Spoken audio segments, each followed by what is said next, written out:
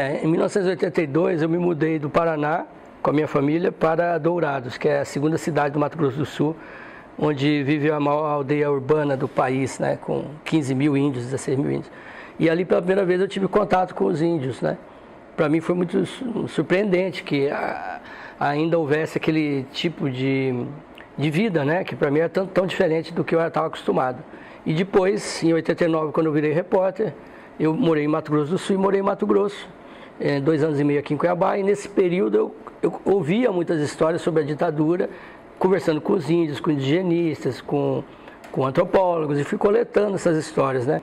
Então essas informações eu fui reunindo até que em 2008 o governo federal começou a primeira liberação maciça, assim, mais ampla, de documentos produzidos pelos militares na área indigenista, documentos da FUNAI e do Ministério da Justiça, que eram documentos sigilosos. A partir daí também comecei a ler mais e a acumular essa documentação. Eu acho que o trabalho ele pode ser dividido assim em 2 grupos, vamos dizer, 2 grandes grupos. Os chamados índios aldeados, que são índios que já foram contatados há muitos anos, há dezenas de anos, né, em alguns casos até um século atrás. Essa realidade é mais comum da Amazônia Legal para baixo, né, no centro-oeste e no sul do país, em alguns estados do Nordeste também. E aquela população que na época era chamada de população hostil, arredia, que hoje nós chamamos de isolados, né, que são as tribos que não queriam o contato com a dita civilização. Então esses 2 grupos realmente são muito diferentes, né? E a ditadura ela tinha que atender esses 2 grupos. Ela tinha uma política para os índios aldeados, que também eu desenvolvo no livro, explico como era ou como não era, como deixava de ser, e tinha essa política de contato com os índios ditos arredios, que justamente esses índios estavam na linha dos grandes empreendimentos que eles, militares, haviam traçado para a Amazônia. Então o meu livro ele narra esse choque que houve na década de 60 e 70, entre uma cultura como a nossa, mais avançada, mais rica, mais poderosa, mais armada, né, contra uma cultura que estava ainda tentando entender o que estava acontecendo numericamente inferior, com armamento muito inferior, né, então eram flechas contra fuzis, basicamente, né. E do outro lado, então nós tínhamos as doenças, que na verdade foi o que dizimou a grande parte da população.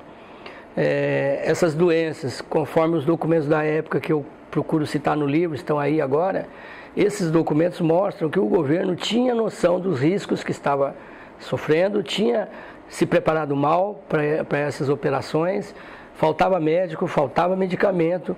Há vários documentos em que os sertanistas pedem apoio desesperadamente, há cartas que eles mandam pedindo remédio, esse remédio não chega, demora a chegar e acaba. Ou um caso, por exemplo, em que morreram pelo menos 100 índios, 110 índios da etnia Panará, né, que foram contactados e acabaram abandonados pelo governo militar naquela época. Agora, o que ficou bem claro para mim, acho que foram os métodos que a ditadura empregou.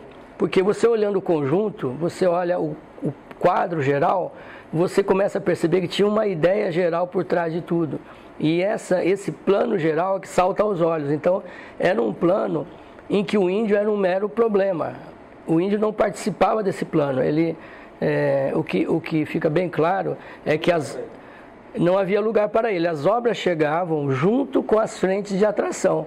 Então não houve um contato prévio, não houve nenhum consentimento esclarecido dos índios, tudo acontecia ao mesmo tempo. Então havia uma área de grande estresse, de grande pressão sobre os índios. Então o que fica claro é a culpa do Estado militar de desencadear tudo isso sem qualquer planejamento prévio.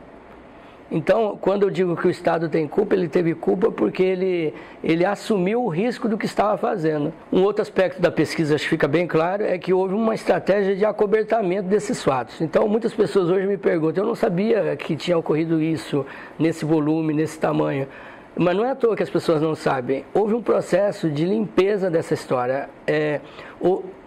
Por meio de documentos e de depoimento de pelo menos um sertanista, ele me diz claramente que ele foi orientado a não escrever relatórios sobre o que estava acontecendo. Eu acho que o medo dos militares não era nem tanto com a imprensa local, nacional, porque ela vivia sob censura. Eu menciono 17 reportagens do jornal Estado de São Paulo que foram censuradas comprovadamente. O que os militares também tinham medo era da repercussão internacional, porque esse é um tema que sempre atraiu a atenção da mídia internacional. As pessoas podem hoje dizer, mas era assim naquela época e não havia muito o que fazer. Havia sim o que fazer, tanto é que os indigenistas e os sertanistas alertavam o governo sobre isso e o governo em alguns momentos reconheceu isso em relatórios sigilosos, que só 40 anos depois é que nós sabemos agora que o próprio governo soube disso, né? Quer dizer, havia como fazer uma outra história. Era possível ter feito de um jeito diferente e não foi feito, né? Daí a culpa do Estado em tudo isso, né? Agora, a violência que há hoje ela se manifesta de outro jeito e com outras formas, né? Então, essa violência por meio de milícias armadas, grupos ligados a fazendeiros em algumas regiões do Brasil, como nos Guarani, onde há assassinato seletivo de várias lideranças, mais de 20 lideranças foram mortas, assassinatos nos Pataxó, Ranhan e também de líderes na Bahia, né? E existe aquela violência que eu chamo de jurídico-legislativa, que talvez seja a pior que nós estamos vivendo hoje. Então, são interpretações legais, são mudanças do sistema de demarcação, são criações jurídicas, entende? Sem nenhum respaldo na Constituição. E eu cito aí o chamado marco temporal. Então, um grupo de juízes do Supremo Tribunal Federal, não são todos, porque o caso ainda não foi ao plenário, são 3 ou 4, eles entendem que os índios que não estavam nas suas terras ou que não brigaram por suas terras judicialmente em 1988, eles não têm direito a reivindicar suas terras agora. É o chamado marco temporal. Então, no meu entendimento, é uma violência tanto quanto foi a da ditadura, porque esta violência jurídica, ela impede o índio, na prática, de lutar por sua terra. Essa decisão, ela criminaliza todo o movimento indígena, como se os laudos antropológicos feitos pelo próprio governo não fossem nada, não valessem nada, como se fosse tudo uma armação antropológica. Para que essa interpretação do Supremo, ela não tem base nenhuma na Constituição, né? Não há uma linha, não há um parágrafo, nada, dizendo que os índios deveriam estar em 1988 em suas terras. Tanto é verdade que justamente a Constituição, ela diz o contrário. Ela diz que o Estado tem um prazo de 5 anos para localizar e demarcar. Então, nós estamos há quase 30 anos e até agora o Estado não localizou nem demarcou inúmeras terras. Outras ele demarcou. Então, é o contrário, na verdade, né? Então, o que o Supremo está dizendo, ele está dando pouca opção ao índio. A opção que o índio está tendo vai ser a reação armada.